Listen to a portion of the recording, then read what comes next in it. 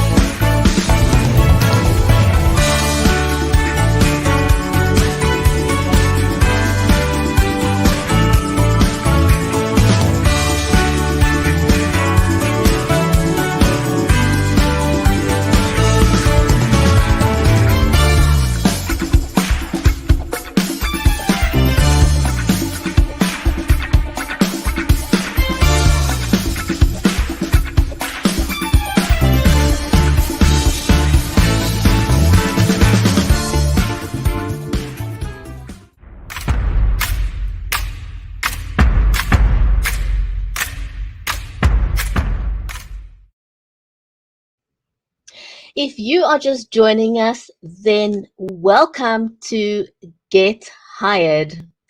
I'm your host, Bridgetti Lim Banda from Cape Town in South Africa, and our stream is made possible by StreamYard and BeLive Media. Now, a special warm welcome if you are joining us today, whether you are watching us on Twitter, on Facebook, on LinkedIn, on YouTube, or over on Amazon Live. Just know that I am monitoring the comments in real time. So if you make a comment or question, I am monitoring the comments. So feel free to say hello or ask a question because this is an interactive live TV. My co-host for today is Aletta Rochat. She is the founder of Voicing Your Potential. And she's very passionate about helping you speak like a professional so that you can get noticed, remembered, and hired. She discovered the power of speaking and connecting at a very young age. And as a certified world class speaking coach, she's got the expertise to get you the results you desire. Aletta has trained and spoken in 22 countries. And so, as an international interview coach, she teaches ambitious job seekers a proven system to prepare for interviews so that you can land your dream job. Now, before I invite my amazing co host onto the show, we're all about helping you level up. So, I'm going to just share with you very briefly what I have done to level up. What I do is I use the Logitech Brio camera. And this is an amazing camera because it is a 4K camera and it's got its trademarked right light technology. And what that means in plain English is that it will adjust to all kinds of lighting conditions because not everybody knows how to use lights correctly or has the correct lighting. And this 4K Logitech Brio camera is simply magic because it will automatically adjust the lighting according to whatever lighting conditions you've got around you. And for sound, as you can see, I am using the Samsung CO1 USB studio condenser microphone.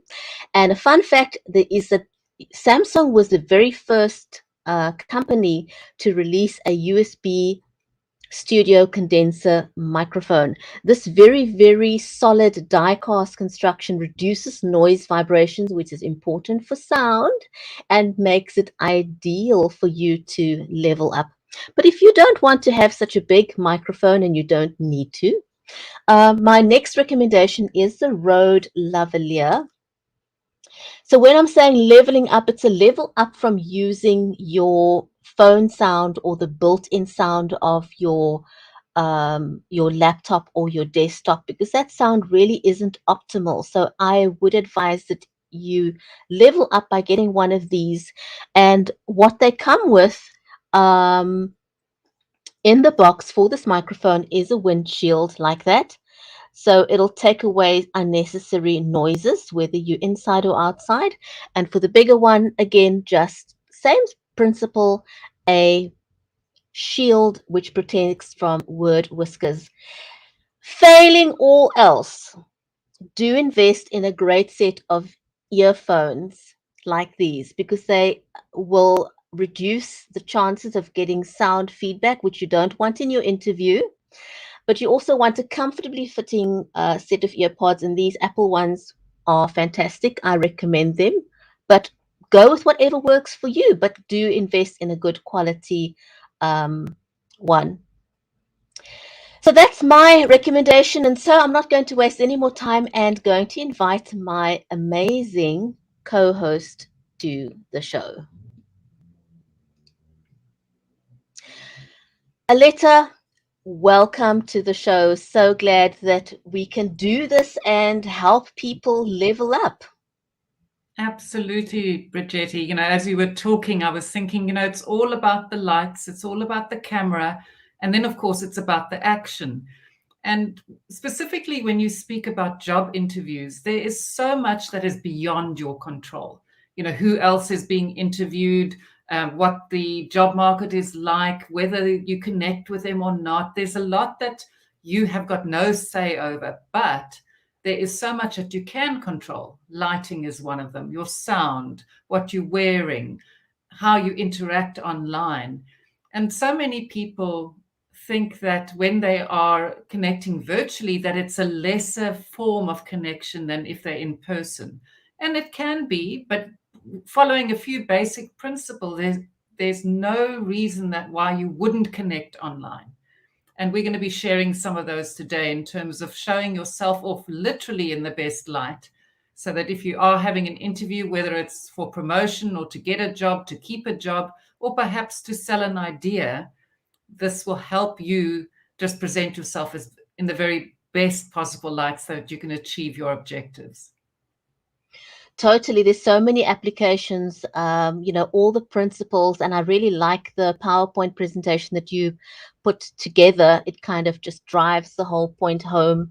So not only just, I think the main aim is to help people land a job or a promotion, but anybody in business, I think the principles of what we're going to be sharing today, as you said, can help anyone across the board. So let's put that up on screen, because we want to get hired, right? Absolutely. That's what this conversation is all about. And you'll notice there are two names on that slide. One is Teresa, my co-founder of Interview Survival Guide, who couldn't join us today, but she'll be around soon. And we both have very similar passions and backgrounds. We're both certified world-class speaking coaches with years and years of experience. And we both also are international interview coaches. And our biggest joy is working with our students and helping them transform their interview skills by showing them a proven system, in the hope that they can just showcase their best self and be the one who gets through to the next round and ultimately the one who gets hired. So Interview Survival Guide is the name of our company, and we'll give you links to that later. So Bridgetti, it's all about becoming more professional in online interviews. I wouldn't have the statistics at hand in terms of how many interviews are conducted online versus in person, but I can safely say that many are conducted online. I've even, through my son recently going through interviews when he was looking for his first job after he graduated, some of them are even done over WhatsApp. Some are automated video interviews. There are very, very many versions of online interviews, but it's worth your while just to take stock of how you show up and what you can do to maximize your chances of doing well in that online interview. You know what strikes me very often when I go through these principles of leveling up on your online presentation is that a lot of these things are not rocket science, No. but you don't know what you don't know. Exactly. And one of my favorite hobbies is watching a news broadcast and seeing how the people who are being interviewed on national or international media often get it right, but sometimes they get it horribly wrong. And if they had listened to this live stream, they would be better off, some of them. So just watch and listen for the very basic tips that'll help you level up. You know what's interesting to me as well, Aletta, is, with us segueing into a lot more live streaming than we did before, I'm also seeing how traditional medias like, television stations are segueing into live streaming. And even they are getting it wrong because a lot of their presenters are working remotely, and they're used to having people tell them what to do in studio and making them look absolutely fantastic, but they don't have that kind of backup in their home studio. Yeah. So even the principles we're sharing now will help for those people as well. Mm. And even if you're a professional, even if you've been doing this for years, I always believe in asking, is there something I could do to improve my online image? Because if there is, I'd like to take advantage of it. Because I know when I meet someone online for the first time, the way they present themselves helps me create a picture of whether or not I want to do business with them. It helps me just see whether they're the type of person I'm looking for. So it's something you can control to a large degree. So why wouldn't you? Absolutely. And an opportunity that I think a lot of people miss out on, Aletta, is all our interaction is online today. Even though we've gone back into offices in some instances, a lot of interaction is still online. So people are attending most meetings online still. And I often Mhm. feel that people are missing an opportunity there, because when you in a meeting, you never know what opportunities you can miss simply because you don't know how to maximize your online appearance. Yeah. So even if you aren't looking for a job at that point, people remember you. So, a few months down the line, you're looking for opportunity, and that person says, you were that person on that Zoom who Mhm. had laundry in the background. Yes, laundry and working from home has its own challenges. I used to have a cat that would make his presence known if I was online. And in some meetings, that would be absolutely fine. In other meetings, that wouldn't go down very well. So, awareness is always the first step towards improvement. So, being aware of how you show up online and being aware of how you could improve that, that's the very first step. Yep, absolutely. So shall we dive into that? Absolutely.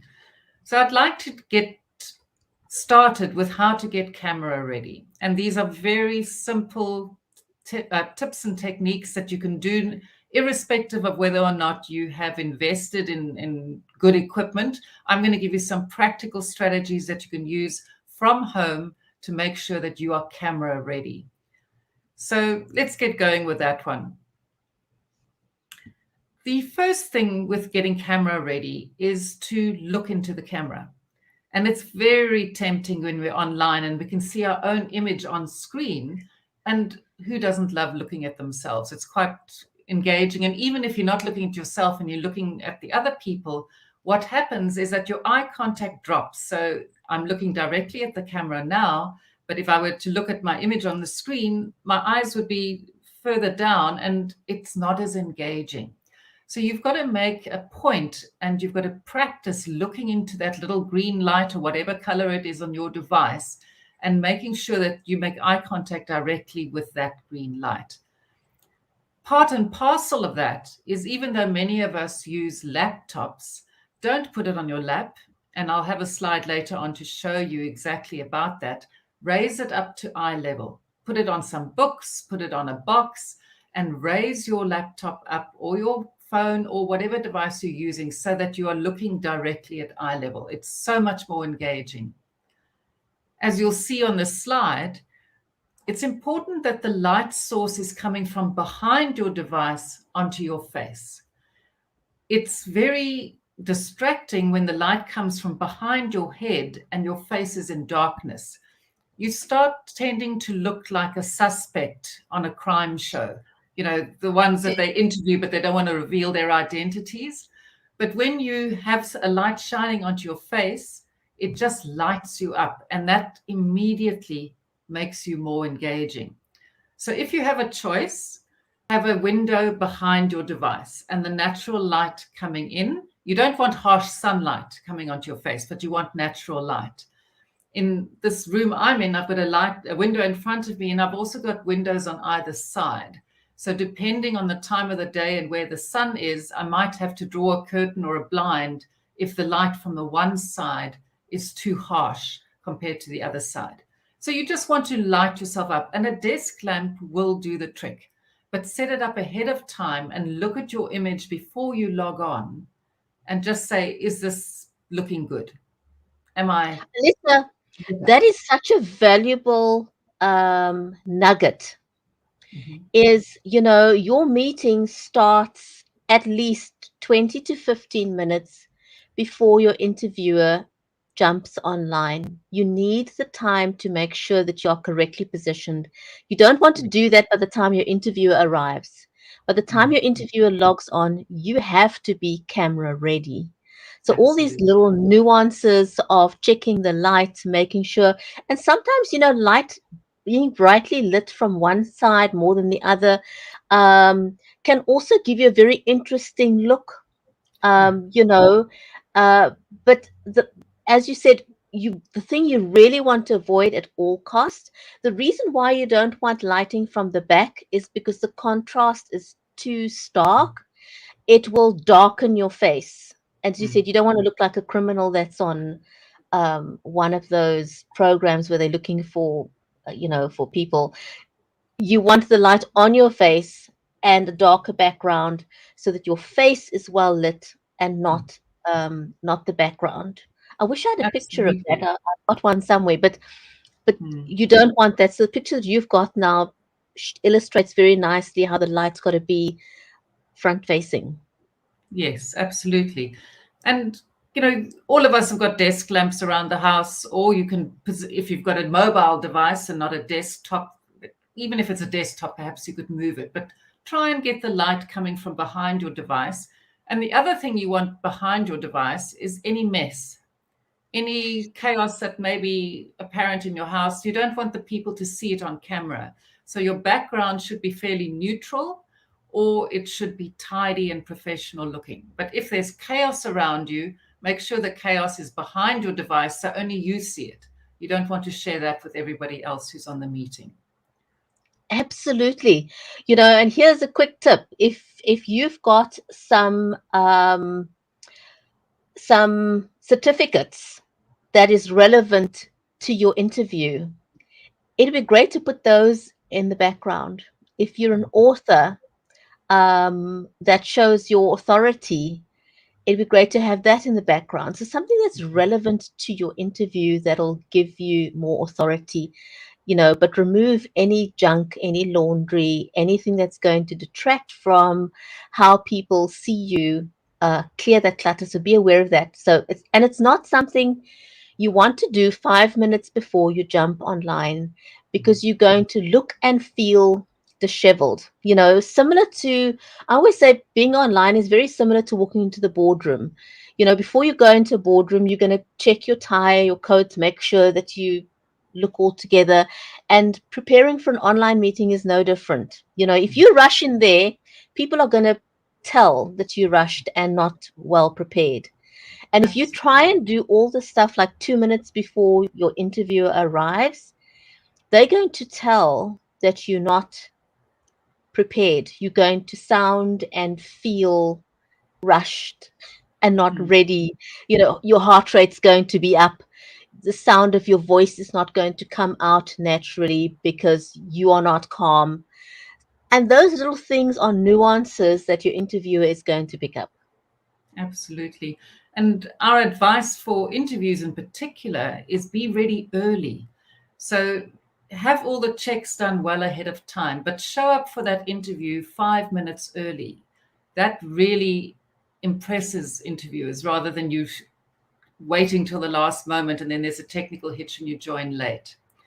So to add on to what we've just added, some of the lighting best practices is we don't want to see your ceilings. If you look at my screen and I tilt it up too far, then my neck and shoulders disappear and you see my ceiling. That's not the optimal angle.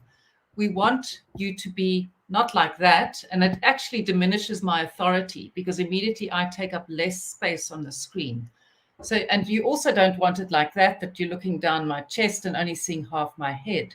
You literally just want your head to take up almost all the height, and you want to maximize your real estate, which is this little screen. That's the only thing you've got. You can't have anything else. So use it wisely and just check the angle to make sure you're using as much of it as possible. And if we go back to those slides, now you can see in some of those slides what happens when the light comes behind you. Your face is in darkness, there's this huge bright light, and nobody can actually see you. But they also don't need to see your ceilings. And please don't stand over your laptop and have it tilted back where people are actually looking up your nose. That is exceptionally unattractive, and it happens far too often on national TV for my liking. But just the presence and awareness of doing this check ahead of time will immediately give you a better chance to engage with those who are interviewing you.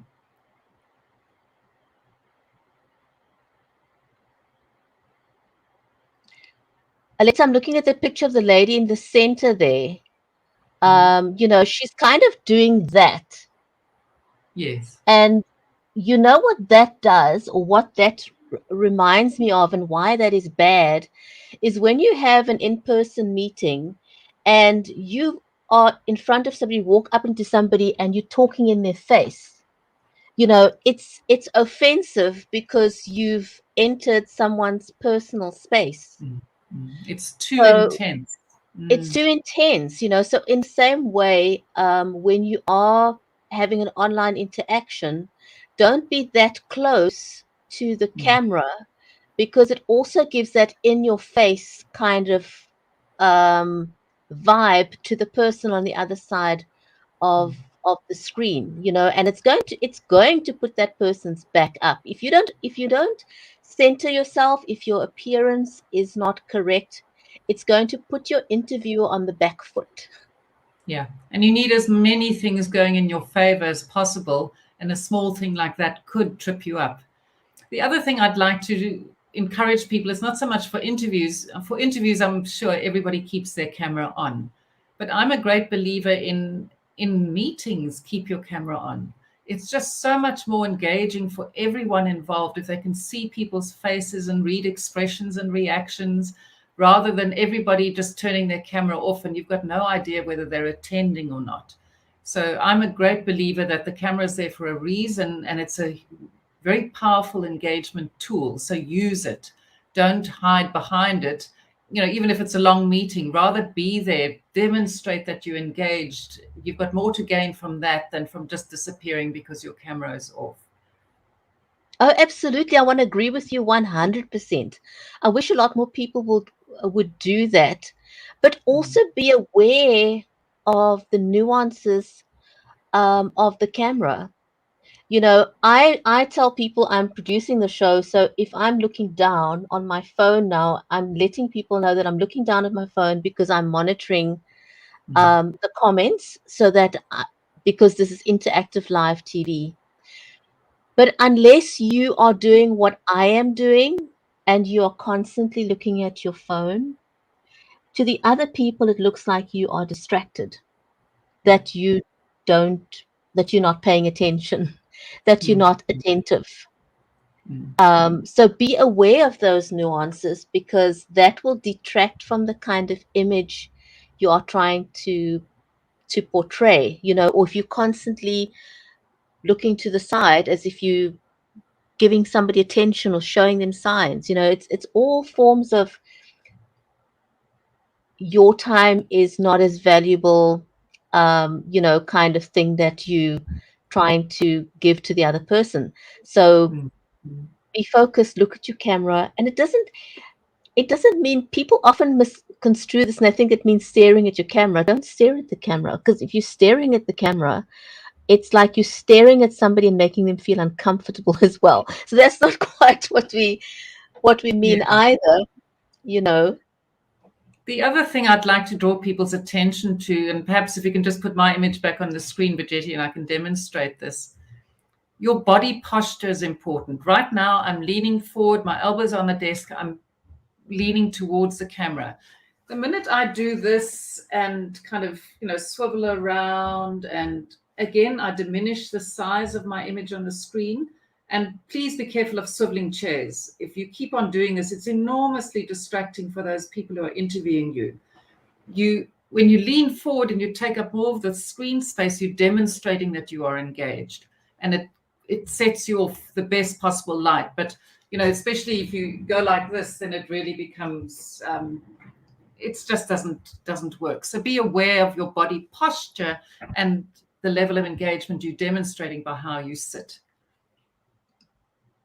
Yeah, it's amazing, all those little nuances, and people don't realize and how annoying it can be when you sit and you swivel your chair, or you have a pen in your hand and I don't have or you may have a pen in your hand, and you kind of like, you're doing this with your pen. It's little things like that that can annoy your interviewer tremendously. Absolutely. So the next thing I wanted to draw your attention to are these wonderful inventions called ring lights. And they have become really popular. There's so many versions of them. They're not particularly expensive, and they work. And some of them are mobile. As you can see, some of them fit onto the back of your phone, but they are tremendous. I just wanted to demonstrate the difference in my image with or without a ring light. So obviously I've got my ring light on now. And if I switch it off, you can see the difference. It's completely dull. And just by switching it on immediately, my face is far more well lit. And most of them have different light settings. So you can change the color of the lighting to suit you, your skin tone, and your environment. So they are well worth investing in and not particularly expensive. And you can see on that slide, even with different colored complexions, they make an enormous difference. So I'm a huge fan of ring lights, and just go get yourself one. You'll probably be amazed how often you'll use it, and it makes a big difference. It sure does. It sure does. I think just a word of caution though, when you are using these magic lights called ring lights, is you do want, if you're wearing glasses, you want to avoid what we refer to as the alien look when when you're looking at people. And in fact, not just when you're wearing glasses, the same effect can happen when you're not wearing glasses and your ring light is not positioned correctly, because people will see these lights reflected back in your eyes and in your glasses, and that's why they call it the alien look. And there are ways in which you can avoid that. If you're wearing single vision glasses, you can tilt your glasses just slightly forward. That'll work magically. But that solution's not going to work if you're wearing bifocals or multifocals, because you will then miss the mark of where you're supposed to be looking through your glasses. It'll affect your vision. But what you can do in that event to use your ring lights effectively is to raise it well above your head, so that that reflection is then not in your eyes and it's not in your glasses. That's a great tip and very easy to do. Yeah, absolutely. And again, if you don't have a ring light, I have done interviews where people have simply, when their face were not lit up well, I've said to them, "Can you turn on the light on your phone if Mm. nothing else is close by, or a lamp? Anything. You don't have to go and spend a lot of money on something. Use what you've got, but the ring lights are really not expensive as an option. They work great. And on the right-hand side there, on the far right picture, you will notice that's a ring light made especially for a mobile phone, mobile device. So you can get the standalone ones, and you can also get the clip-on ones that fit onto your mobile phone. So whichever conditions, but they make a big difference. And many of the ones that you can buy to put on your desk, they have a little stand in the middle of the ring light to put your phone, so that if you're recording yourself, you are well lit and your phone is automatically in the middle. So they're very clever. Absolutely.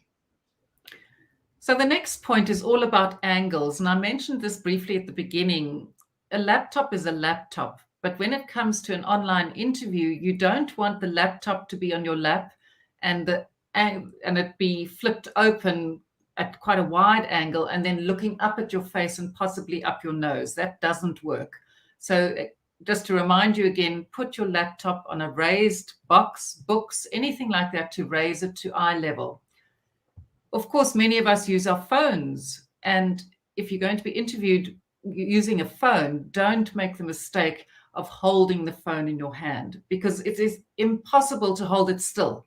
And it's very kind of nauseating almost if you're talking to someone and they're constantly moving up and down. It doesn't work. You must rather get something solid that phone can rest on. If it's not a proper phone stand similar to the one I'm holding, which will grip it tightly and you can angle it correctly. If it's going to be just perched on a shelf or something, that's fine, but make sure it's stable. You don't want it falling down in the middle of an interview or anything like that. But again, make sure it's eye level, not raised down where they're going to be looking up your nose, which is not the most attractive view for any of us.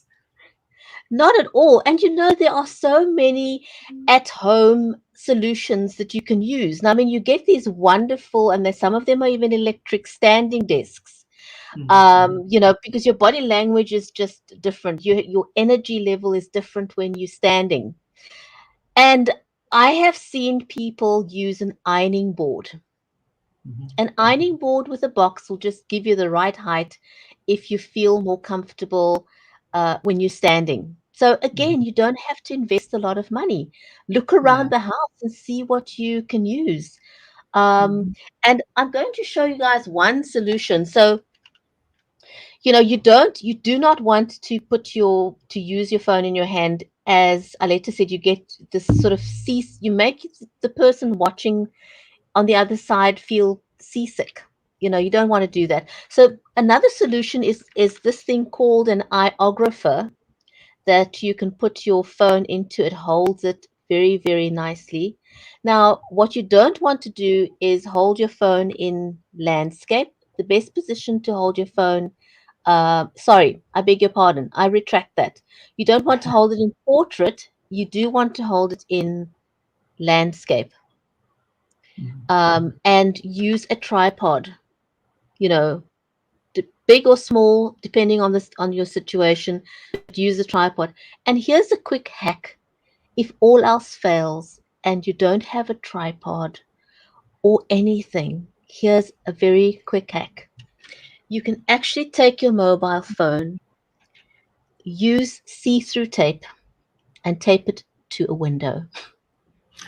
It works because you've got the light facing you, the natural light on your face.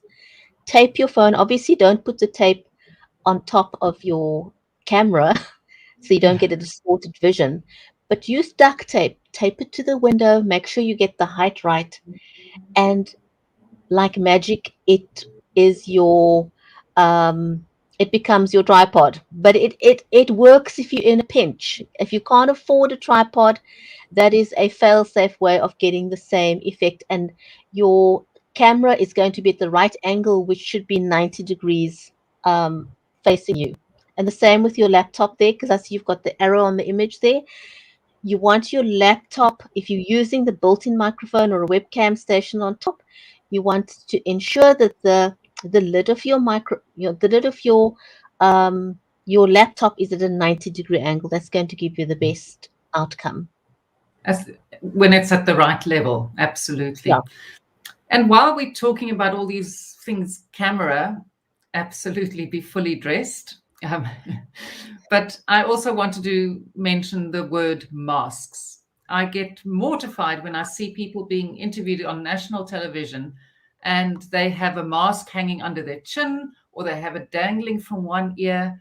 Just take it off or have it on, but no in between. I mean, obviously, if you're in a public space and there are mask mandates, respect that and keep it on fully, but don't have it dangling or draped under your chin. It just really looks odd. Very good advice. I really wish more people would pay attention to that. It reflects very poorly. Either wear it or don't wear it. There's no in between when it comes to masking. There's no elegant way to have a mask draped from one ear. In our work from home world, there are wonderful opportunities to be in slippers and still be attending a board meeting or whatever. That's all well and good, but be careful. You could get caught out. This guy is a news anchor in the US. He is Christopher Reeve, the actor who was one of the original Superman actors. This is his son. And he got caught. It was obviously feeling very comfortable for him just not to be wearing trousers, but it was caught on camera and that became national news. You don't want to do that. Same as if you've got pajama bottoms on and you think you're fine, but if there's suddenly a spider that runs across the desk and you are terrified of spiders and you leap up, your cover is blown. But I think I'd like to take it a step further and say, especially for a job interview, you want to be in the mindset that you are fully prepared, you are fully dressed like the professional that you are, and that is the image that you bring with you, whether or not they see you from the waist down. So don't take chances, don't take shortcuts. Dress professionally and convey that image because you know you've done thorough prep. You're not taking shortcuts. Absolutely. I can't reiterate that more. You know, if you suddenly had to jump up for whatever reason, you know, it's always advisable to at least have a glass of water next to you when you're talking because your throat does get dry. But if, for Mhm. example, you had a hot coffee or a hot tea, and you know, during the conversation you're having a sip and you burnt your tongue, or you accidentally dropped it on you and you have to jump up from your seat, you do not want to be embarrassing yourself. No, and you can't recover from that very easily. Many people love virtual backgrounds and they are a lot of fun, but sometimes they don't work as they should. As you can see from this image, I call it the ghosting of the image. So you've got the virtual background, but it doesn't look professional. So before I ask Bridgetti to go into more detail about green screens in that, I'd like to suggest that a professional background is a plain background. Depending on which platform you're on, you might be able to just blur your background. But you need to test it. You need to see, what does it look like when I'm stationary? What does it look like when I move my arm or move my head? And if there's ghosting in and out, it doesn't serve you well. I've seen some people go for interviews and their image, the half their head disappears, and they didn't check that out ahead of time. You want to be a full image, a stable image, not a ghosting image that's going in and out. But Bridgetti, you've got great advice when it comes to green screens and that. Perhaps you can share with our viewers. Again, you know, preparation is absolutely key. The use of a green screen is not something that you can do 2 minutes before an interview either. You have to be prepared for this well in advance. And a quick tip here, a quick hint for those of you who don't know, a green screen means that it's going to block out anything that is green. So if you're using the green screen functionality, do not be wearing a green tie or a tie with green in or a dress with green on it or a head dress. with green on it, which I think this lady may be doing in this instance. She's got some kind of a headdress that has got something green on it, and that is why you are not seeing the top of her head. Not the kind of embarrassing situation you want to find yourself in when you are doing an interview and you're wanting to impress someone. Be mindful of the kind of backgrounds that you are using. That kind of background for an interview, would not be appropriate. As you said, Aletta, a plain background is your preferred background when you're doing an interview, or something showing something that's more appropriate or office like in your background. And if all else fails, if you can just angle your camera into the a corner, if you're doing this in your bedroom or a small space, angle yourself so that you're catching the corner of something where you have a plain wall. Even that would would do instead of a messy background. But again, when it comes to green screens, I'm using a green screen right now behind me. With green screens, lighting is important. You have to play around with the software so that you adjust it to get the right lighting, because again, your lighting is going to differ from morning to the afternoon to the evening. So you have to use the software to make the adjustments so that you can be seen in the best possible light if you are using a green screen. So yes, you can use a green screen, but be mindful of knowing what to do, how to use it to get the best out of it. And there are some really, really expensive green screens, but quick fix is you can actually get a green screen that folds up into a tiny little bag, and it clips onto the back of your chair with Velcro.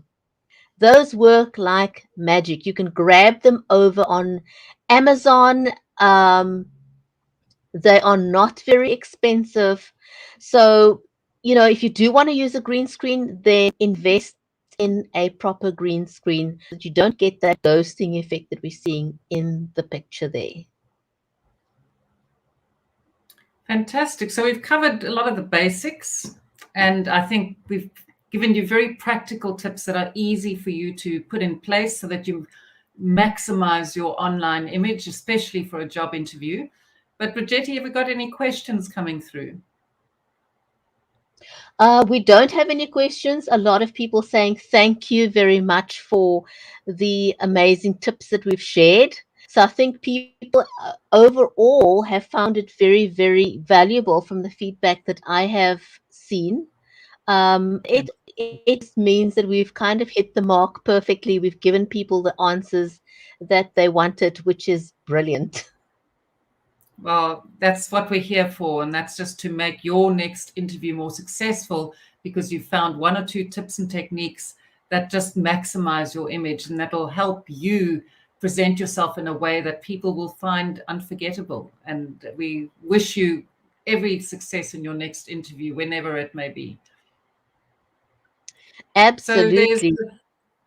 there's a free download, 10 Habits of Highly Successful Candidates, which you can find on our website. And if you just put that link in your browser, www.interviewsurvivalguide.com/10 habits, and that'll give you some very wonderful practical hints that you can use for your next interview.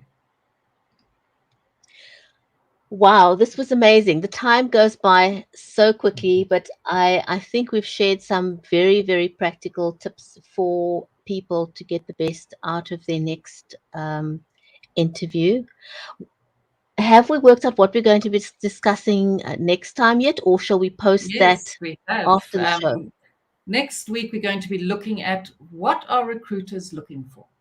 Because if you know that, you know exactly how to change your answers to make sure that you give them what they're looking for. So it's fabulous information. Can't wait to share it with you. Awesome. I want to give a huge big shout out to everyone who's joined us today on Facebook, on LinkedIn, on YouTube, and over on Amazon Live. It's been great having you join us, and join us again next week for another edition of Get Hired. For now it's goodbye from us. Take care, stay safe until our next episode. Bye, everybody.